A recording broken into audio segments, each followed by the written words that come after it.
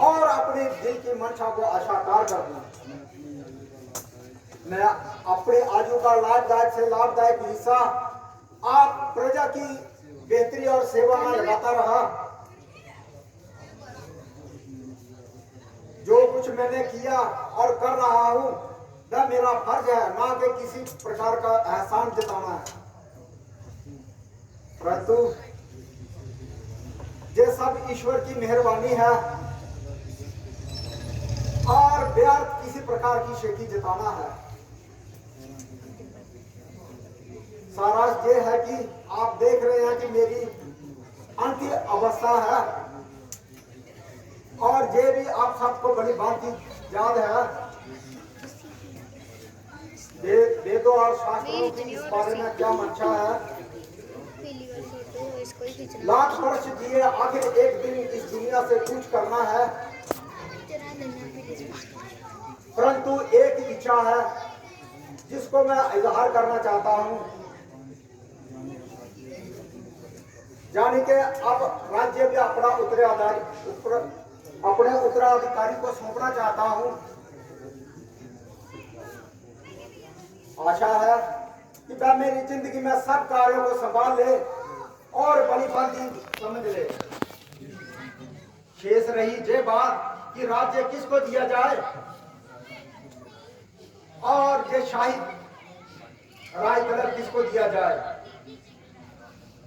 हमारी सम्मति में रामचंद्र जी को युवराज बनाया जाए और सूर्यवंशी ताज उनको पहनाया जाए।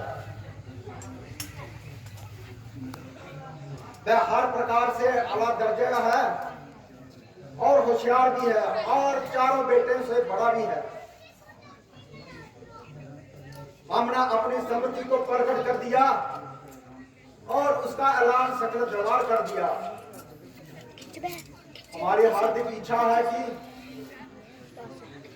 इस मामले में पूरा इंसाफ हो।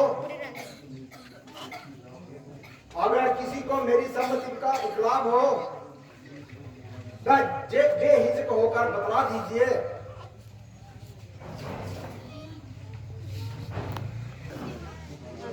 आपका ख्याल वास्तव में इतनी शुभ ख्याल है और आपकी तब्दील भी बेमिसाल है।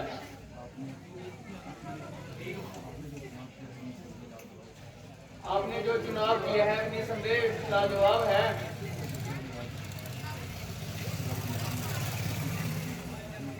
सकल योद्धा की राज तरंगिणी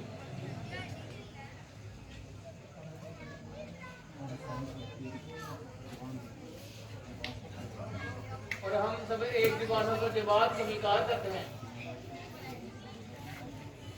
कि महाराज इस विषय में सर्वथा इंसाफ करते हैं।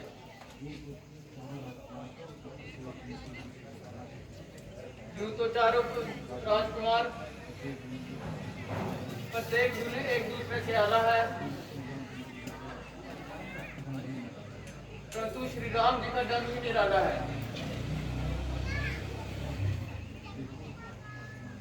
देखो हमारी हाँ में हाँ हर किसी न मिलाई जाए। जिस किसी का जवाबी विरोध हो वो तत्काल अपनी जुबान खोले। मेरी सम्मति पूछने का ये अभिप्राय नहीं कि जिस तरह हमारी जुबान हिले और आपकी हाँ में हाँ मिले। प्रत्येक आदमी अपने स्वतंत्र सम्मति का इस्तेमाल कर सकता है। जहां आप सबने रामचंद्र जी के गुणों को देखा है, उनके अगर कोई अवगुण भी हो तो उसको भी बांट लीजिए। वही बात ना हो जाए कि हम दिन को रात कहें और आप सब हमारे सुर में सुर मिलाएं और उंगली के इशारे से चांद और सितारे दिखाएं।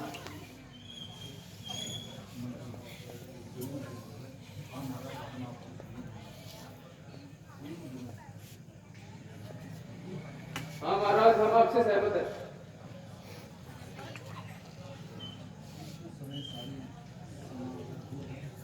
इस शुभ अवसर पर सारी सभा भरपूर है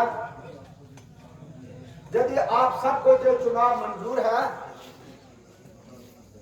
तो कल राज तिलक की रस्म अदा की जाएगी।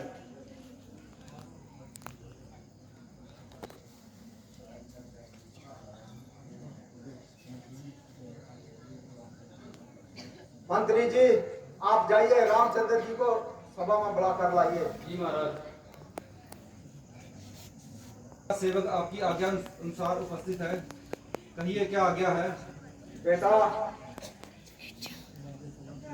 राज्यसभा के सारे सदस्यों ने जो फैसला किया है कि कल आपको राज तिलक दिया जाएगा और अयोध्या का राज आपके अधीन किया जाएगा।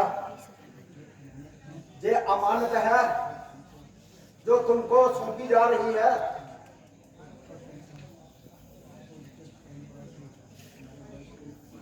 और वंश परंपरा में, हमारे वंश में इसी प्रकार चली आ रही है। मुझे ना केवल आशा है बल्कि पूरा विश्वास है कि तुम अपने सिर पर जब रघुकुल ताज रखोगे और इस राज्य को अच्छी तरह संभालोगे। मगर एक बात याद रखना, किसी किस्म का ओछापन अच्छा नहीं होता। मुझे आदि कहने की आवश्यकता नहीं, क्योंकि आप राजनीतिक में अला दर्जे के कमाल हो।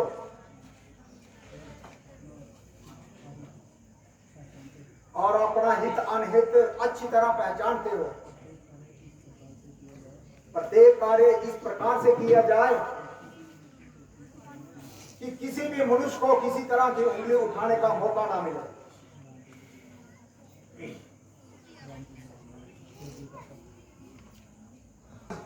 मेरे लिए आपका उपदेश ईश्वर के हुक्म से कम नहीं है।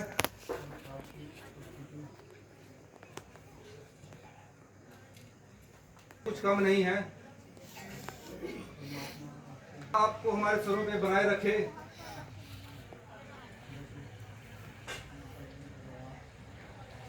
इस समय दरबार बर्खास्त किया जाता है और कल 10 बजे का समय नियुक्त किया जाता है।